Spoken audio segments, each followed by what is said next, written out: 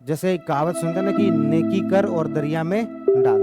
हम आरएस के बारे में समय कहा करते थे कि एग्जाम दे और दरिया में डाल। तो इसलिए अभी से जो पढ़ रहे हो उसके ऊपर अच्छी कमांड बना लो, क्योंकि आप वो सब्जेक्ट्स पढ़ रहे हो जो कि हर एग्जाम में पूछे ही जाने हैं।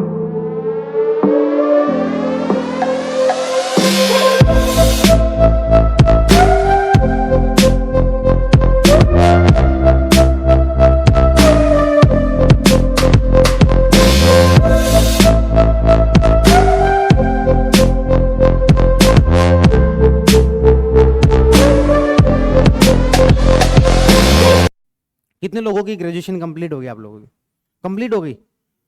कितने लोगों ने जो है एमए या फिर एमएससी या फिर मास्टर्स के अंदर एडमिशन ले लिया है? आप लोगों ने एडमिशन ले लिया है। तो जेआरएफ, नेट जेआरएफ के एग्जाम देते हो कि नहीं देते हो? नहीं देते हो, ठीक है। तो ऑप्शनल यूपीएससी तैयारी करने का आप में से जिन लोगों ने एमए के या एमएससी के फॉर्म भर दिए हैं या फिर देने शुरू कर दिए, उनमें से कितने लोगों का यूपीएससी करने का मन है? तो मतलब मेरा कहने का पर्पज ये था कि आपकी ग्रेजुएशन के बाद आप पोस्ट ग्रेजुएशन जो करो वो उसी सब्जेक्ट में कर लो जिसमें कि आप यूपीएससी के अंदर ऑप्शनल रखना चाहते हो।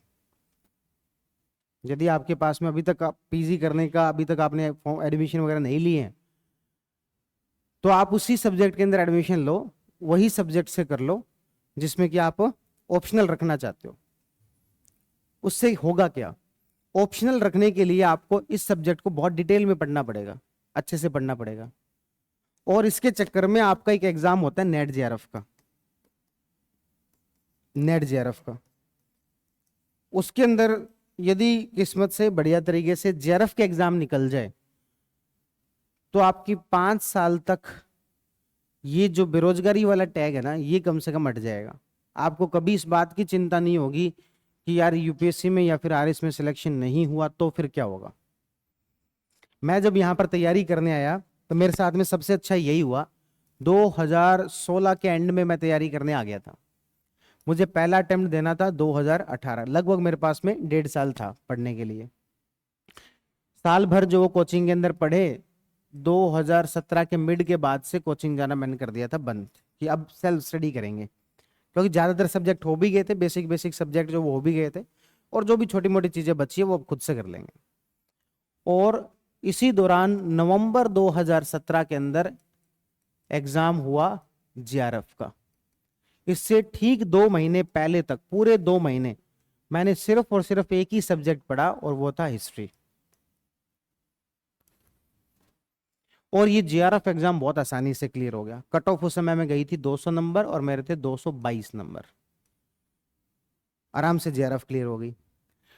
लगभग दिसंबर 2018 की शुरुआत में मैंने एमफिल के अंदर एडमिशन जो उस समय में ले लिया था। और उसमें महीने के कितने रुपए आते रहते हैं? 36,000 रुपए आते रहते हैं। इस वजह से, इन रुपए की वजह से मुझे कभी इस बात की चिंता नहीं हुई कि यार पटवारी का या वीडियो का या किसी दूसरे एग्जाम का फॉर्म भर देते हैं, कभी भरा ही नहीं मैंने। क्यों? क्योंकि पैसे आते ही रहते हैं, तो ऐसा कभी लगा नहीं कि अपन बेरोजगार है, तो इस वजह से कोई दूसरा फॉर्म भरने का मन में ही नहीं आया। इस वजह से तैयारी का फोकस पूरे तरीके से रहा यूपीएससी की तरफ। इवन सही बताऊं तो मैंने कभी आरपीएससी का भी फॉर्म भरने का सोचा नहीं था, वो तो घर वालों के दबाव के अंदर फॉर्म भरा। और यूपीएससी का 2018 का पहला अटेम्प्ट दिया, प्री पास हुआ, मेंस पास हुआ, इंटरव्यू कॉल हुआ। पहले ही अटेम्प्ट में जब मेंस पास होता है, इंटरव्यू कॉल होता है ना, तो आपको लगता है कि बस बनने ही वाले हैं डीएम, ये डीएम की कुर्सी है और ये अपन है, बस यहां तक तो पहुंच गए, अब पैर धरती पर थोड़ी लगेंगे। तो इस तरीके से आरएस का क्या ही एग्जाम देना। और उस समय में एक आरएस का प्री एग्जाम भी था 5 अगस्त 2018 को। आरएस का जो एग्जाम है उस समय में इतना टफ तो बिल्कुल ही नहीं हुआ करता था। आज के समय में भी प्री, तो आज के समय में भी टफ नहीं है। कंपटीशन वाइज अपन बात करें तो इतना टफ नहीं है। इस बार पेपर जरूर टफ आया, लेकिन कट ऑफ कितने नंबर गई? 70 नंबर। तो प्री टफ नहीं है, बिल्कुल भी टफ नहीं है। उस समय में और भी कम कंपटीशन था, उस समय में पेपर भी टफ नहीं आता था, तब भी हमारी कट ऑफ कितनी गई थी, 76 मार्क्स गई थी, जो कि बहुत नॉर्मल से हैं। यूपीएससी में आपने जितने सब्जेक्ट पढ़ रखे हैं भाई, टोटल आरएस प्री के अंदर कितने क्वेश्चन आते हैं, 150 में से कम 90 क्वेश्चन तो ऐसे आते ही हैं जो कि यूपीएससी के सिलेबस के साथ सिमिलरिटी है, जिसमें इंडियन पॉलिटी है, Indian history, Indian geography, Indian economics, environment, तो ऐसे करके 90 क्वेश्चन तो आते ही हैं। मैथ, रीजनिंग, उसी के आधार पर आपका आरएस प्री पास हो जाता था। तो मेरा सिर्फ उसी आधार पर आरएस प्री पास हुआ। राजस्थान मैंने कभी नहीं पढ़ा था। फिर उसके बाद में फर्स्ट अटेम्प्ट में इंटरव्यू देने के बावजूद सिलेक्शन हुआ नहीं। सेकंड अटेम्प्ट आया, सेकंड अटेम्प्ट 2019 के अंदर फिर से वही प्री पास हुआ, मेंस पास हुआ, फिर से इंटरव्यू कॉल हुआ। इसी दौरान जो है वो आरएस का मेंस आ गया, यही वाला, एक साल बाद मेंस हुआ। मेंस आ गया 25-26 जून 2019, लगभग एक साल भर बाद में मेंस हुआ।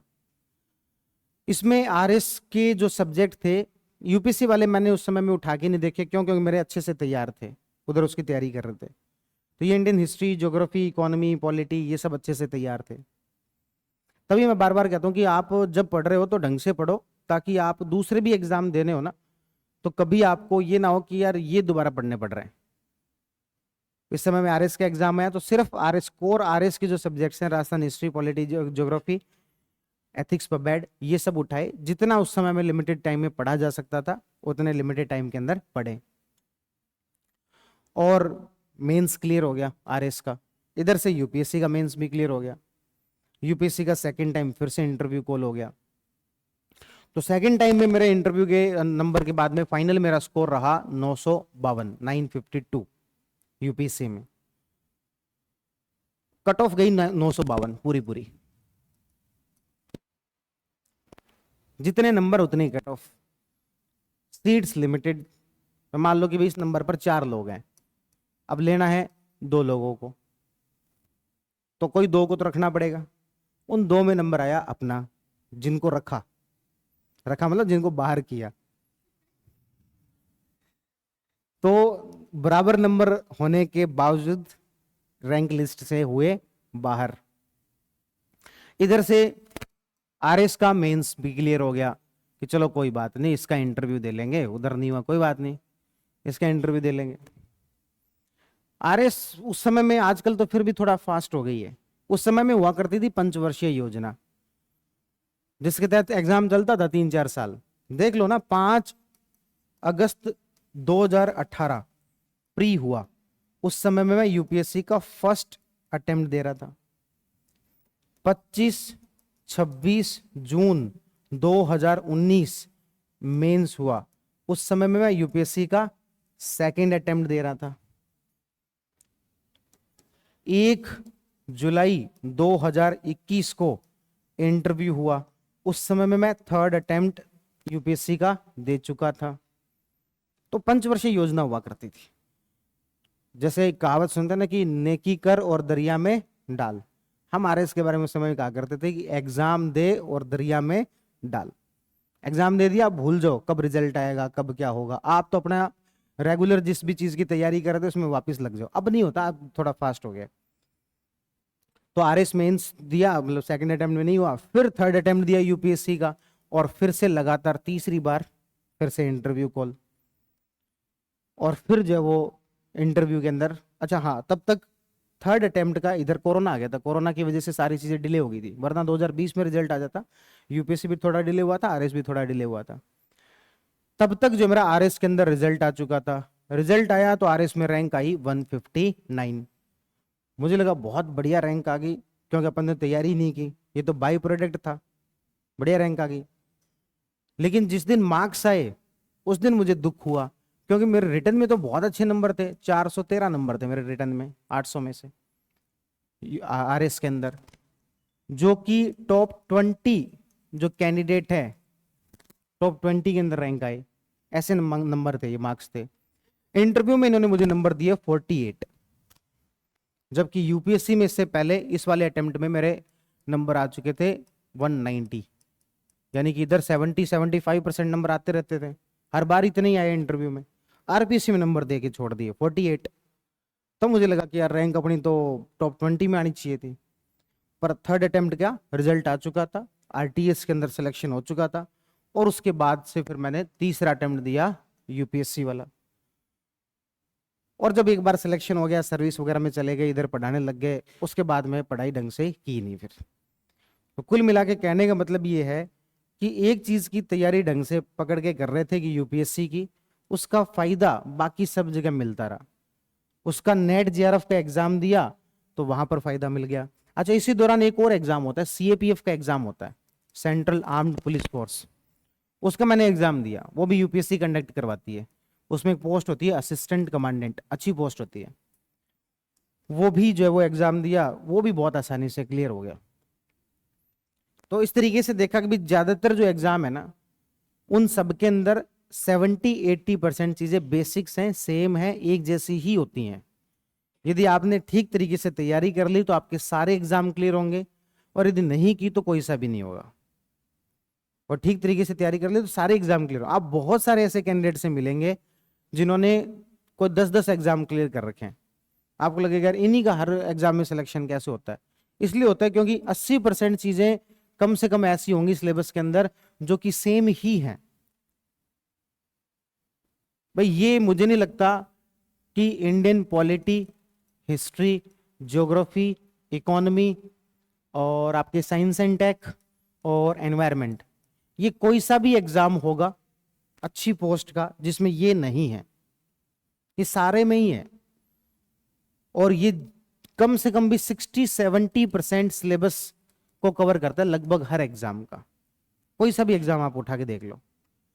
यूपीएससी में तो लगभग 100% ही कवर करता है, आरपीएससी में लगभग 60-70% कवर कर लेता है ये, इतने सारे जो सब्जेक्ट है ये।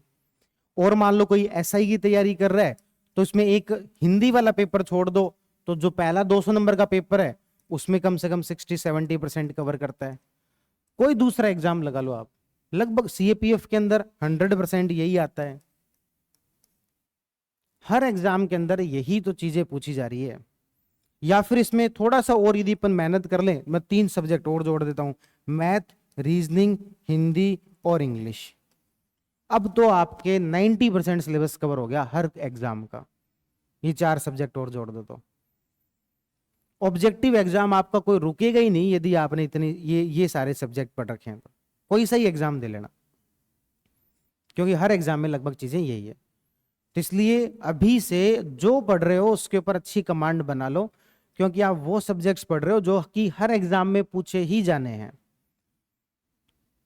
और इन किसी भी एग्जाम में दिक्कत नहीं आएगी।